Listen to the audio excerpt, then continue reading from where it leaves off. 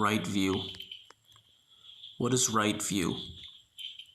Right view, or Samma Ditthi in the Pali language, is the first part of the Noble Eightfold Path that was taught by the Lord Buddha.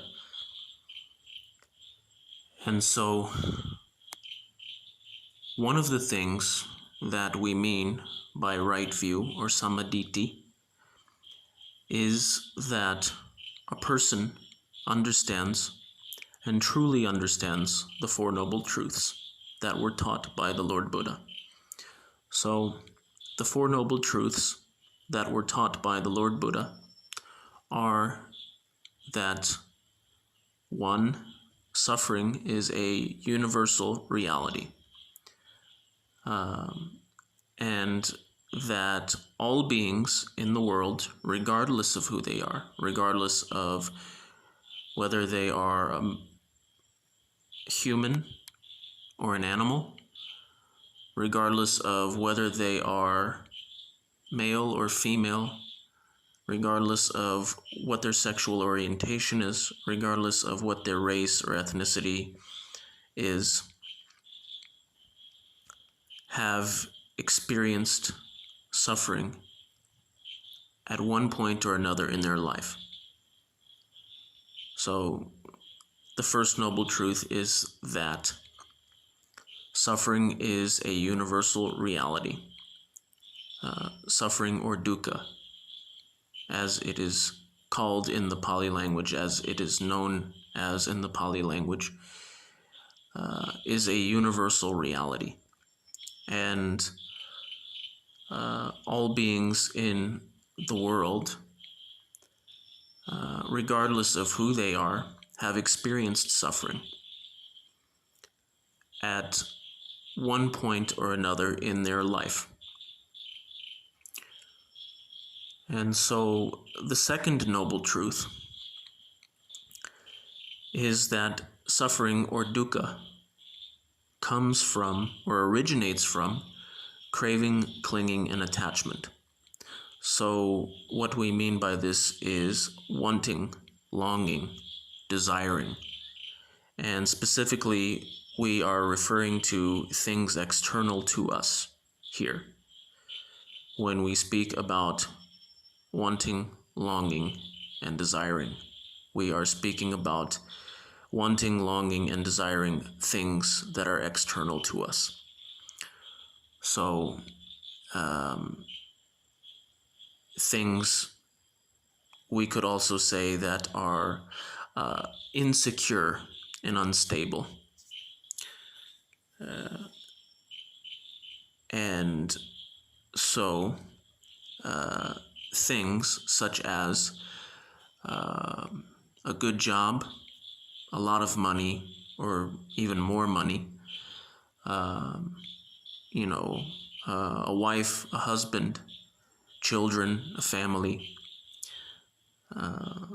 property, possessions, material things, etc.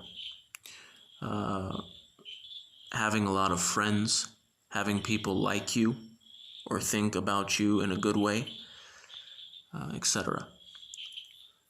So the second noble truth is that suffering, or dukkha, originates from craving, clinging, and attachment. So again, wanting, longing, and desiring things that are essentially out of our control, that are insecure and unstable. Things external to us. And so the third noble truth is that there is an end to suffering. There is an end to suffering. This is the third noble truth. And so a person who maybe reads the teachings of Lord Buddha and reads, the stories of Lord Buddha and his disciples. Lord Buddha was enlightened, he was awakened. And many of his disciples also became enlightened or awakened. And even the ones that did not become enlightened or awakened, many of them, attained, um, some higher form of attainments. Many of Lord Buddha's disciples, who did not become enlightened or awakened, still attained one of the four stages of awakening, or more than one of the four stages of awakening. And so one who maybe reads about the stories of Lord Buddha and his disciples and their attainments will perhaps gain a sense of saddha, or faith, from reading about Lord Buddha and his disciples, and from reading about their attainments and their wisdom. And so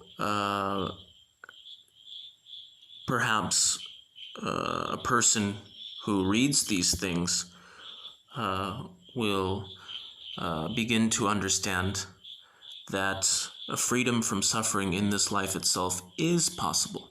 It is actually possible.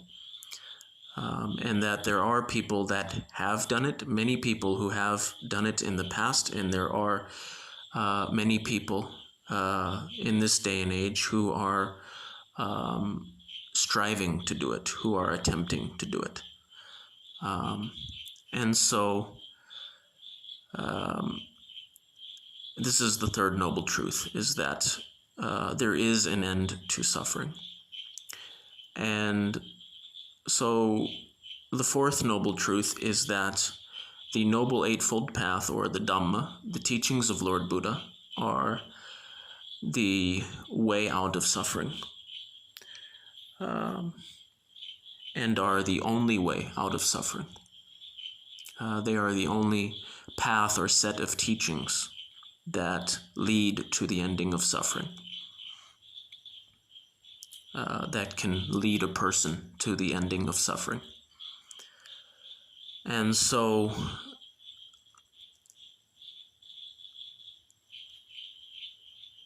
when a person has right view, or Samma Ditthi in Pali, they understand and truly understand from direct experience that these Four Noble Truths that were taught by Lord Buddha are in fact truths. They would be able to see these Four Noble Truths in the world around them, and they would have directly experienced these Four Noble Truths for themselves. And so another aspect or part of right view is understanding the difference between right and wrong, understanding what is right and understanding what is wrong, what is moral and what is immoral. Not having any doubt or doubts about what is moral and what is immoral. So a person with right view would sincerely make the effort to maintain at least the 5 precepts, which are, to refrain from the destruction of life, to refrain from the killing of other living beings, to refrain from stealing or taking that which is not given, to refrain from sexual misconduct, immoral sexual behavior, sexual behavior that is in general not accepted by the wider society, and sexual behavior that causes pain and suffering, not only for oneself but for other people as well. So, for example, examples of sexual misconduct are rape or sexual assault, molestation, sexual engagement with children, engaging in sexual activity with children, um, uh,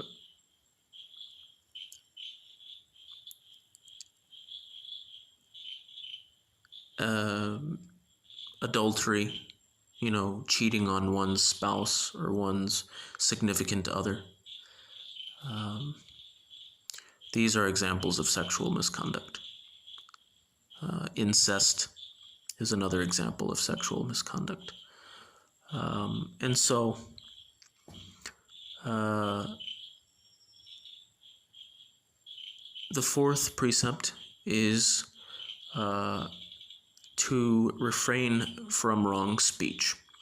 And so here specifically, most notably, we are talking about telling deliberate lies, deliberately speaking falsehoods.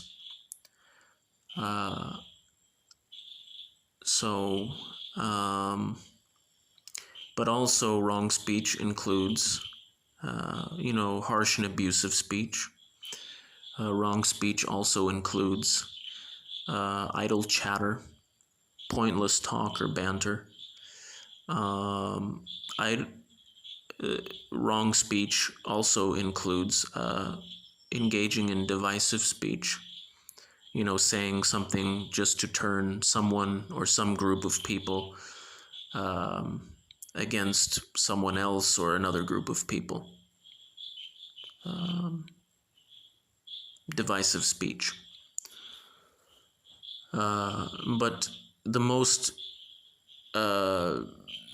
notably, what we are talking about when we speak of wrong speech and violating the fourth precept is telling deliberate lies, deliberately speaking falsehoods. And so the fifth precept is to refrain from consuming drugs and alcohol and other intoxicating substances that cause heedlessness. And so a person with right view would sincerely make the effort to maintain at least the five precepts. They would have no doubt about what is moral and what is immoral. And so another part or aspect of right view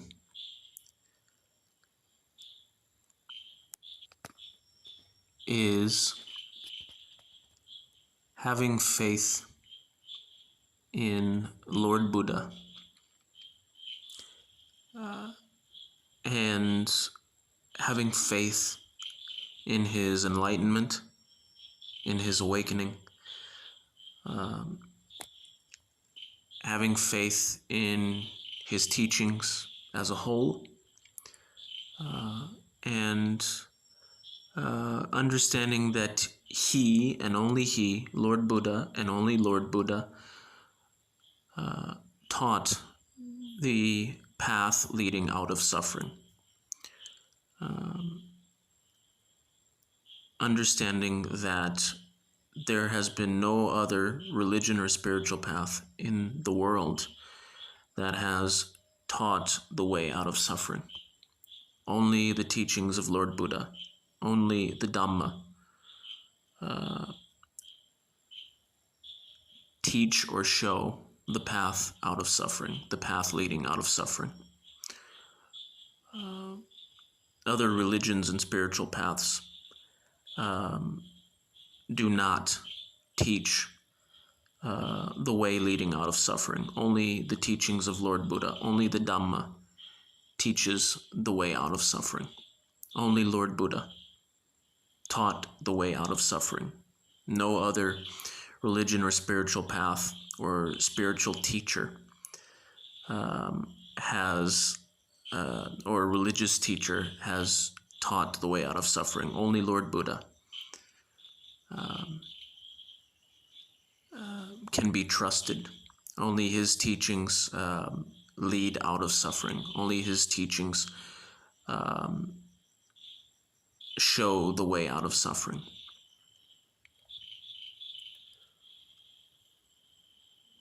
And so these things that have been discussed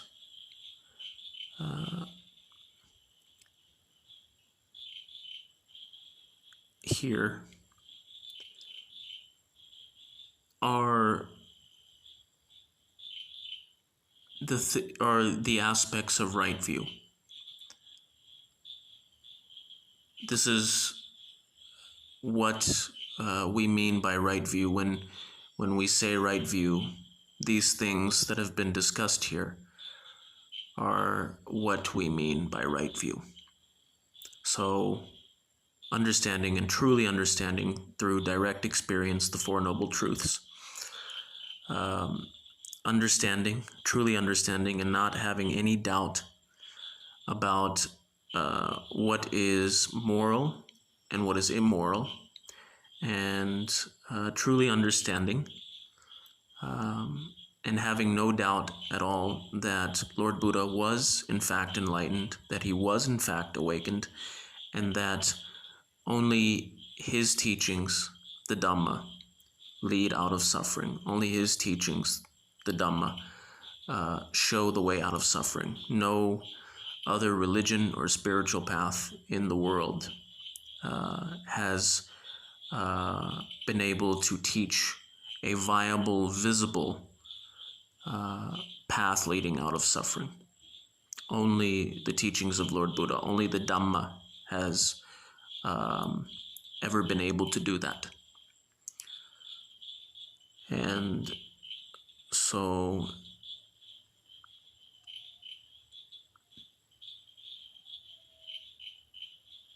these things that were discussed here are what we mean by right view. This is what we mean when we say right view, or Samma Ditthi in Pali. Teruvan Saranai.